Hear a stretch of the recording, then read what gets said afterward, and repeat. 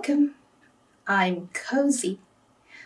When you check out wedding doll shops, you usually see dolls of both the bride and groom together, or just the bride solo without her groom.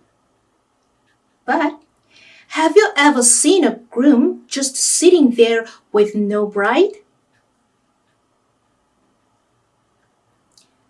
Only the bride, or the couple with both the bride and groom are sold, but no one buys just the groom without his bride. What's going on here?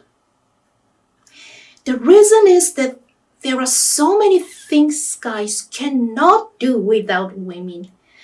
They are always like, travel? Just abroad? How's that fun? Why are we going on a drive without girls? Are you crazy? Camping without women? Nah, let's pick up some girls at the campsite.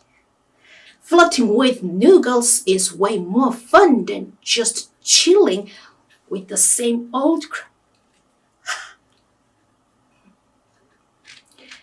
We women, we go driving, watch movies, go camping or hiking, all just with the girls.